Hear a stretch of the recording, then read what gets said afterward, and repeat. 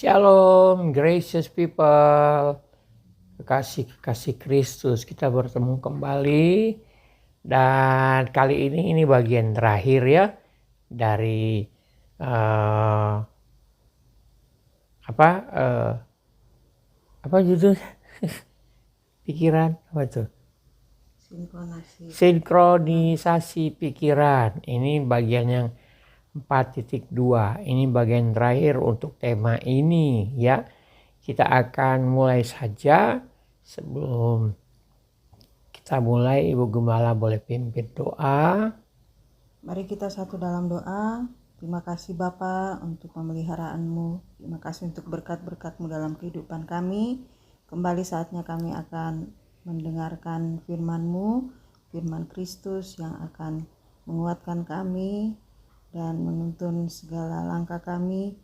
Kami percaya Roh Kudus yang akan mengajar kami untuk memahami kebenaran firman yang akan disampaikan sebentar melalui Pastor Rich.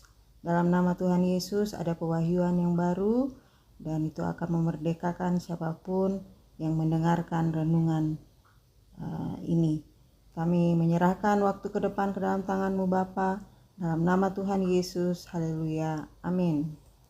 Amin. Ya, saudara, kita akan akhiri tema ini.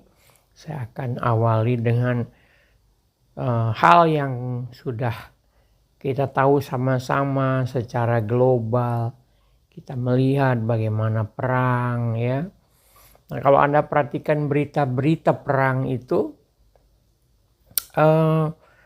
ada strategi yang mungkin bisa menjadi ilustrasi lah untuk 4.2 ini. Apa itu Pak Gembala? Begini saudara, kalau Anda perhatikan ya, senjata ya, dengan teknologi yang sekarang begitu maju ya, senjata itu bisa dipakai untuk menghantam bagian-bagian tertentu secara tepat, tidak membabi buta begitu, untuk mengurangi korban orang-orang sipil ya. Nah, yang diserang itu kalau kita perhatikan itu kita sering dengar fasilitas-fasilitas militer ya. Apakah itu pangkalan militer, lapangan udara atau pabrik pembuatan senjatanya, itu yang diserang. Nah, saya mau katakan, ya kenapa itu yang diserang duluan? Ya kalau cuman yang lain gampang kan? Tetapi yang paling penting, yang paling kuatnya dulu harus dikalahkan. Yaitu pangkalan militer, pabrik pembuatan senjata, fasilitas-fasilitas militer. Karena disitulah tempat untuk mengatur rencana strategi. Nah, sama dengan pembahasan kita 4.2 ini. Kita awali dari ayat terakhir ya yang kita baca di 4.0, Yakobus 3 ayat 8. Intinya itu saya mau katakan bahwa tidak ada seorang pun ya dapat menundukkan lidah orang lain. Bahkan tidak ada diri sendiri orang itu untuk mampu menundukkan lidahnya. Bahkan dikatakan lidah itu apa? Coba tolong dibacakan ayat 8 Yakobus 3 itu. Yakobus 3 ayat 8. Tetapi tidak seorang pun yang berkuasa menjinakkan lidah. Ia adalah sesuatu yang buas, yang tak terkuasai dan penuh racun yang mematikan. Ia tidak terkuasai ya. Penuh racun loh. Mengerikan saudara. Nah, coba Ibu Gembala bacakan ayat yang ke berapa? 3 ya? 3 apa 2 itu? Ayat 2 coba. Yakobus 3 ayat 2. Sebab kita semua bersalah dalam banyak hal. Barang siapa tidak bersalah dalam perkataannya, ia adalah orang sempurna yang dapat juga mengendalikan seluruh tubuhnya. Ada bayangkan Alkitab kita bilang kita ini tidak ada seorang pun dari kita ini yang tidak pernah berbuat salah. Jadi jangan pernah merasa bahwa oh kalau saya rajin gereja, saya rajin ibadah, saya rajin ikut pertemuan doa dan segala macam, oh sudah tidak ada salah lah saya ini. Enggak, Alkitab bilang ada. Dan Alkitab menunjukkan kalau lidah gitu kita bisa tundukkan, kita nggak ada kesalahan dalam perkataan. Dikatakan apa tadi Ibu Gembala? Sempurna ya? Sempurna. Orang yang sempurna. Orang yang sempurna, saudara.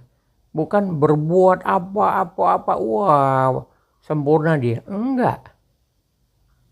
Perkataan tidak salah. Itu sempurna. Terus berikutnya kalimatnya. Yang dapat juga mengendalikan seluruh tubuhnya. Nah, kalau perkataan itu sempurna, dikatakan dapat mengendalikan seluruh tubuhnya. Bukankah kita selama ini bermasalah ya dengan tubuh kita? Betul atau benar? Ya kan? Hati pingin ke gereja, pikiran mau mancing. Ya kan? Hati pingin ibadah, pikiran pingin nonton bola. Nah, berarti ada bagian yang paling kuat di dalam tubuh kita ini yang harus kita tundukkan. Nah, tentu saja kita tahu kemampuan manusia tidak mampu menundukkan manusia itu. Tetapi hanya Roh Allah lah yang mampu menundukkan lidah. Karena itu bagian yang terkuat, yang tidak terkalahkan dan tidak bisa ditundukkan oleh siapapun. Karena lidah, saudara. Nah, mari kita lihat ya.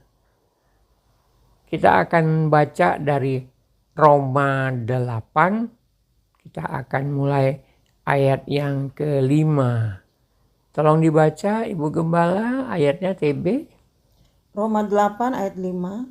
Sebab mereka yang hidup menurut daging memikirkan hal-hal yang dari daging. Mereka yang hidup menurut roh memikirkan hal-hal yang dari roh. Boleh Ibu Gembala bacakan judulnya perikop ini Roma 8 itu? Hidup oleh roh. Nah, hidup oleh roh ya. Nanti kita akan bahas khusus ini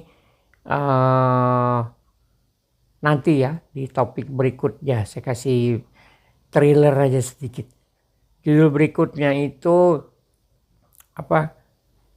dari awal sudah salah. Itu nanti ya, itu judulnya yang berikut.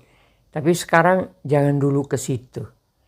Nah, kita lihat hidup judulnya? Hidup oleh roh. Hidup oleh roh.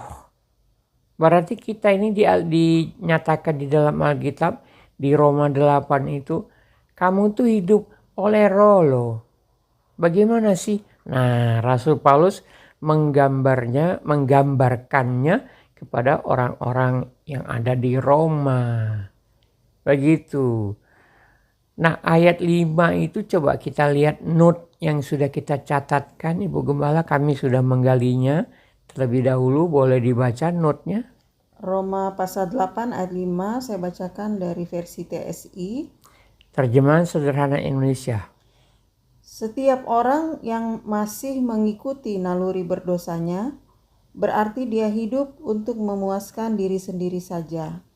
Namun, setiap orang yang hidup bergantung pada Roh Allah, ditolongnya untuk berpikir sesuai dengan kehendaknya. Nah, TSI bilang orang itu ditolong oleh Roh Kudus untuk berpikir apa?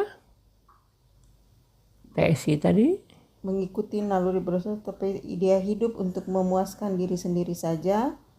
Namun setiap orang yang hidup bergantung pada Roh Allah, ditolongnya untuk berpikir sesuai dengan kehendaknya. Ditolongnya untuk berpikir sesuai dengan kehendaknya. Nah, bukankah itu yang ingin kita capai dalam sinkronisasi pikiran? Kita sudah lihat di 1, 2, 3 contohnya Petrus kan. Akhirnya Petrus itu dari pikirannya itu tidak sama dengan pikiran Allah. Pada akhirnya kita lihat di surat-surat yang dia tulis, Dia punya pikiran sudah sinkron dengan Allah. Nah, di sini kita diberitahu bahwa Roh Kudus itu yang mampu, apa tadi sayang kalimat terakhir dari TSI? Ditolongnya untuk berpikir sesuai dengan kehendaknya. Ditolong oleh Roh Kudus untuk berpikir sesuai dengan kehendak Allah. Nah, yang jadi masalah itu kan pikiran. Betul saudara? Yuk lanjutkan note-nya.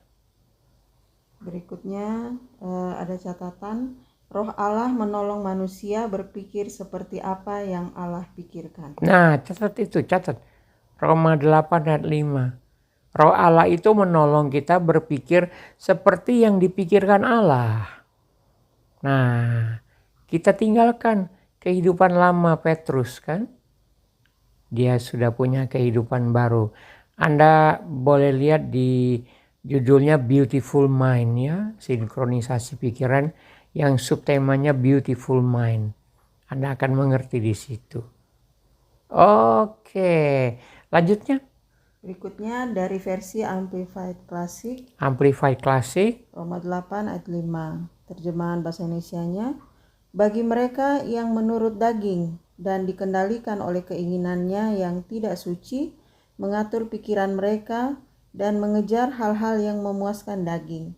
Tetapi mereka yang menurut roh dan dikendalikan oleh keinginan roh, mengatur mereka, pikirkanlah dan carilah hal-hal yang memuaskan Roh Kudus. Nah, bukankah itu pertentangan dalam kehidupan kita, kekristenan kita selama ini?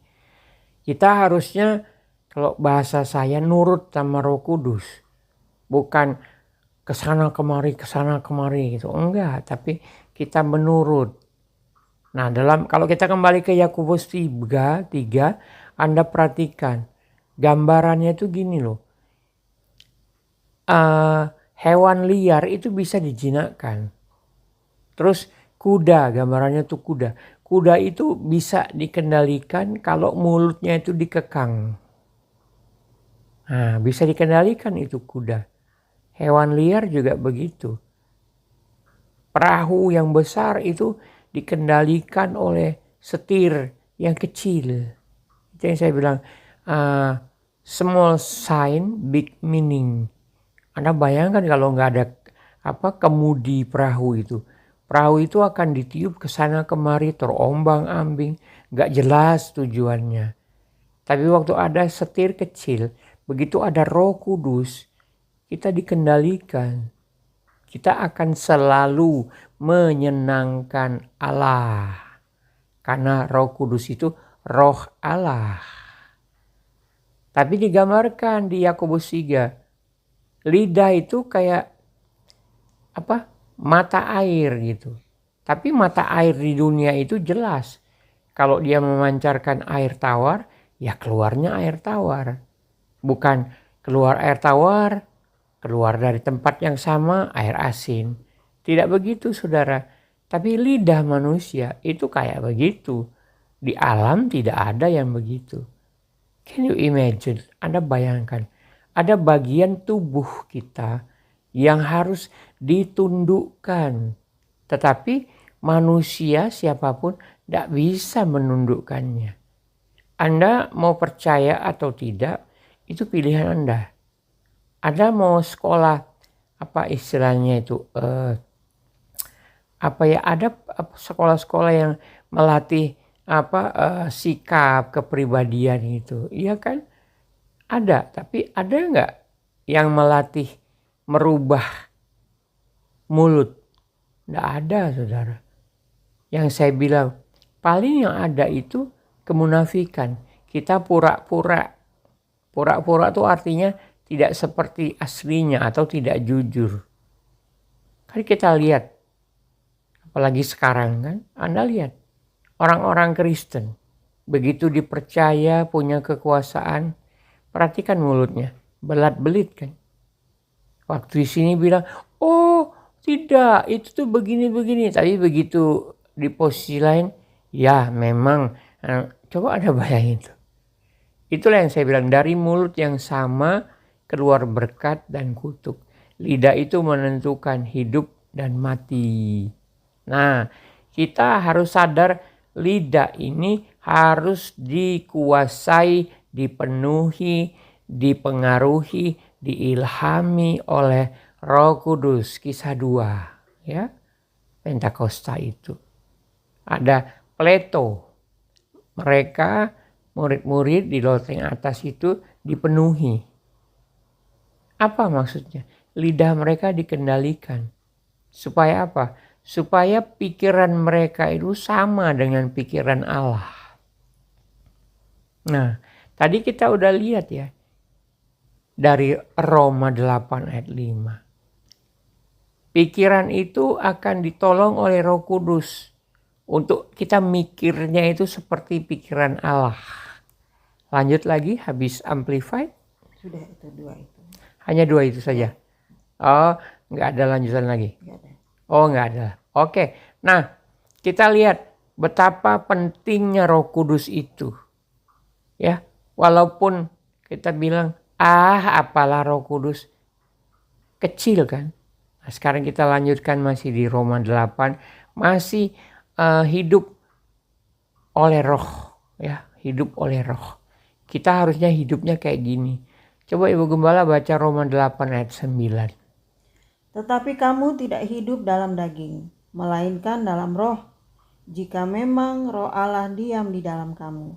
Tetapi jika orang tidak memiliki roh Kristus, ia bukan milik Kristus. Ini agak keras saudara ayat 9 ini.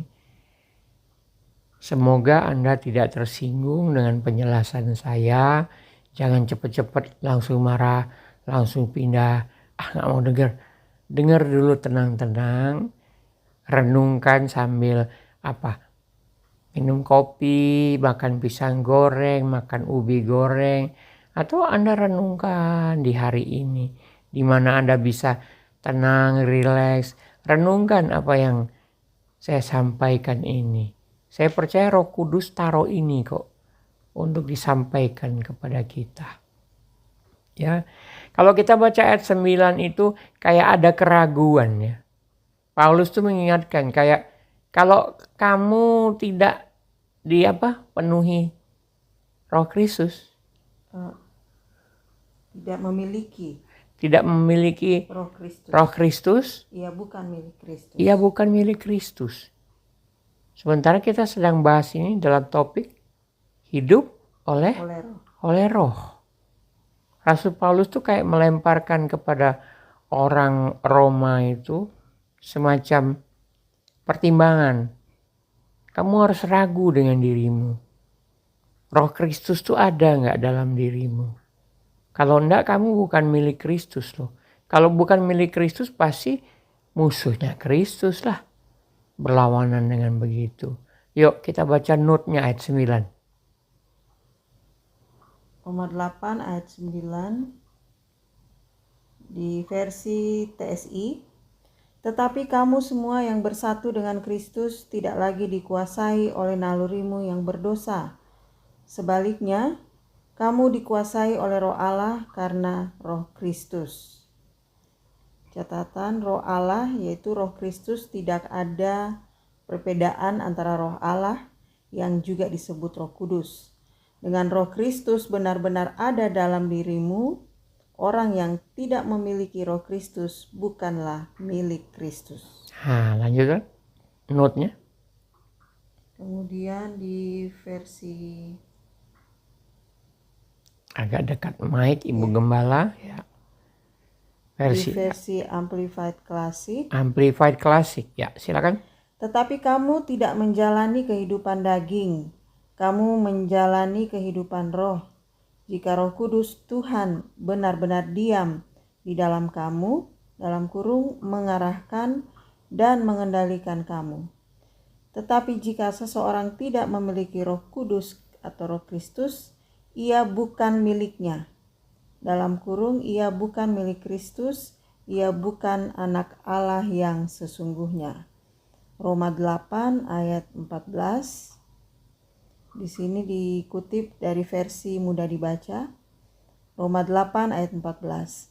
Anak-anak Allah yang benar adalah orang yang membiarkan Roh Allah memimpinnya. Membiarkan Roh Allah memimpinnya, itu anak-anak Allah yang benar. Pertanyaannya, apakah saya anak-anak Allah yang benar? Coba cek di spiritual check up 1, spiritual check up 2. Ya, karena di situ masih ada pilihan, masih ada hal yang kadang kita tanpa sadar. Yuk dengarkan ya, spiritual check up 1, check up 2. Lanjutkan Ibu Gembala. Ya. Itu Roma 8 ayat 14 itu pendukung ayat dari terjemahan Amplified ya. Ya, Amplified Klasik. Terus Roma 8:14 sudah. Ada catatan berikutnya. Catatan berikutnya. Ayat ini mengandung seperti bukan suatu kepastian atau mengandung pertanyaan bagi diri kita. Maka ditegaskan kembali oleh Rasul Paulus bahwa fungsi Roh Kudus itu menuntun kita dan membawa kita menjadi serupa seperti Kristus. Roma 8 ayat 29. Itulah dampaknya yang merupakan proses yang kita namakan perubahan kehidupan, yang dengan jelas merupakan bukti kita dipenuhi oleh Roh Kudus. Terus? Berikutnya dari versi TSI, Roma 8 ayat 29. Karena Allah mengenal dan mengasihi kita sejak semula, Dia pun sudah menetapkan agar kita menjadi serupa dengan anaknya, dan supaya Yesus menjadi anak sulung di antara banyak saudara-saudari. Catatan, dengan ayat ini kita tahu bahwa Allah sudah menetapkan kita menjadi serupa seperti anaknya. Bagaimana mungkin tanpa Roh Allah atau Roh Kudus, hanya dengan kemampuan kita manusia, kita bisa menjadi serupa dengan Kristus? Karena itu, hanya Roh Allah saja yang mampu membawa kita memenuhi ketetapan Allah itu. Renungkanlah hal ini. Ya, habis? Ya, saudara, dari Roma 8 ini kita dapat pelajaran bahwa kan kita sering tuh berdebat, saling tunjuk-tunjuk. Kamu masih manusia daging, kamu hidupnya masih ikut daging. Kalau saya ini yang sudah dengan Roh Kudus. Nggak ada itu, saudara. Kenapa? Kita ini memang sudah ditentukan. Ayat 9 itu kan diawali kalimatnya TB bilang apa? Di TP dikatakan, tetapi kamu tidak hidup dalam daging. Nah, kalau Alkitab sudah bilang, tetapi kamu tidak hidup dalam daging. Sudah, jangan berantem ya. Karena ini yang ngomong Alkitab, firman Tuhan. Do you believe it or not? That you're chosen. You have to choose. Anda yakin dengan firman Tuhan? Atau Anda ragukan firman Tuhan? That your choice, not mine. Kalau saya memilih, saya percaya apa yang firman Tuhan katakan tentang aku. Tapi tadi saya bilang, Rasul Paulus kok kayak nggak memberi kepastian? Iya, makanya ini yang kita sedang pelajari. Ya, sinkronisasi pikiran. Kita ini tidak hidup menurut daging, tapi oleh Roh. Dan pikiran kita itu ditolong oleh Roh Kudus. Untuk apa? Punya pikiran sama seperti Bapa. Haleluya. Puji Tuhan. Nah, mari renungkan saudara. Yang saya bilang, kalau orang baptis air, tandanya apa? Basah. Ada saksi. Kalau sekarang ada surat baptisan. Nah sekarang, kalau baptisan roh, apa tandanya? Gampang toh? Kita lihat di Kisah 19, kita lihat di Kisah 2 kan? Mereka apa? Mengeluarkan kata-kata. Tetapi masalahnya, Waktu itu keluar di mulutmu, engkau bisa tahu di hatimu. Tapi engkau dengan pikiranmu yang tidak dibantu oleh Roh Kudus, Anda berpikir, ngomong apa aku ini? Ini apa sih? Anda tidak mengerti artinya kan? Ngapain nih saya ngomong ini? Bayangin, kembali ke pikiran kan? Berarti pikiranmu tidak dibantu oleh Roh Kudus kan? Tandanya yang paling kuat di tubuh kita, yaitu lidah, harus ditundukkan. Tandanya apa? Ada bahasa baru. Oke. Kan Yesus bilang juga dalam Yohanes 3. Dia katakan, dia jelaskan ada angin kan. Yang saya jelaskan, angin itu terdengar nggak? Terdengar. Makanya mereka bersuara kan. Malah orang-orang di Yerusalem bilang, ini orang gila ini. Terus Petrus bilang, enggak, mereka tidak gila. Karena ini baru jam 9 pagi. Tapi itu untuk menunjukkan mereka dipenuhi. Nah itu yang saya katakan. Semua orang Kristen akan bilang, saya dipenuhi Roh Kudus. Oke, fine. Buktinya apa? Pelayanan saya begini banyak. Enggak, mohon maaf. Alkitab enggak bilang begitu. Alkitab bilang ada bahasa baru. Nah pertanyaannya, setelah orang itu berbahasa baru, dia mengerti. Roh Kudus membantu dia berpikir supaya sama seperti Allah.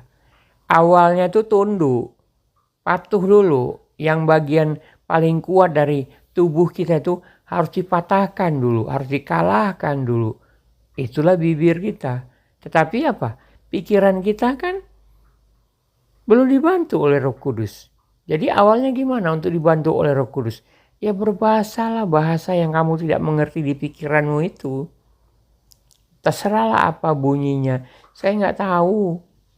Mau di do, kolo, bala, nggak tahulah saya.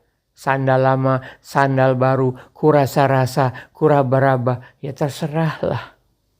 Tapi paling tidak, itu tandanya kamu dibaptis roh. Nah, banyak orang sekarang itu menyamaratakan, membuat generalisir. Oh, itu tuh orang karismatik tuh yang berbahasa roh. Terus waktu melihat kehidupannya, kok kehidupan mereka begini ya? Nah, mulai rasa kecewa gitu. Oh enggak lah, enggak perlu Roh Kudus, enggak perlu berbahasa roh. Padahal itu tanda awal kok. Selanjutnya gimana? Ya kita lihat hasil Roh Kudus menuntun orang itu. Apa kehidupannya mengalami perubahan kehidupan, ada transformasi di hatinya, atau behavior modification. Dia memodifikasi tindakan perilakunya. Itu saja. Anda yang di dalam dirimu ada Roh Kudus, Anda bisa rasa kok, wah orang ini gak jujur. Wah orang ini pelin-pelan. Seperti air di daun talas, goyang kanan, goyang kiri, putar ke kanan, putar ke kiri. Nah itu kan. Orang yang gak punya pendirian. Di awal di mana? Ada suara yang keluar dari mulutmu. Selanjutnya, mari kita saksikan kehidupan entah orang karismatik lah, entah orang protestan lah. Bagaimana mereka dibantu oleh Roh Kudus, dituntun oleh Roh Kudus. Bagaimana? Kita setelah beberapa waktu kemudian, kita lihat gak perubahan orang itu? Nah itu baru pinter. Jangan kita mengeneralisir. Oh iyalah orang Pentakosta itu begitu. Orang karismatik. Jangan gitu dong. Anda sedang meremehkan roh Allah ya. Jangan begitu saudara. Anda mengeneralisir. Akhirnya Anda seperti orang-orang di Yerusalem. Oh, orang gila ini. Apa itu? Ada basyaraba. Apa itu? Apa itu? Jangan gitu dong saudara-saudara. Ini roh Allah loh. Anda pikir roh Allah itu kemampuan cuman kecil gitu, cuman begitu. Hati-hati saudara. Roh Allah itu bisa merubah loh. Ada yang seketika, ada yang perlu waktu, ada. Makanya jangan mengeneralisir. Jangan dipukul rata semua. Oh, kalau karismatik yang berbahasa roh, oh kalau Pentakosta yang berbahasa roh, beginilah mereka. Jangan saudara Anda menganggap remeh Roh Kudus. Jadi kesimpulannya, buktinya harus ada yang didengar oleh orang lain. Buktinya harus kita melihat perubahan kehidupan orang-orang yang sudah berbahasa roh itu. Makanya dalam Jiakom saya selalu bilang, saya nggak peduli bahasa rohmu langit tingkat 7, nggak pusing saya. Yang saya perhatikan perubahan kehidupanmu, itu saja. Kenapa? Ya itu bukti lanjutan dari dituntun, dipenuhi oleh Roh Kudus. Amin. Untuk firman Kristus. Nanti kita lanjutkan ya. Dari awal sudah salah. Puji Tuhan. Ya, jangan lupa berlangganan Jiakom Channel. Jangan lupa beri jempol.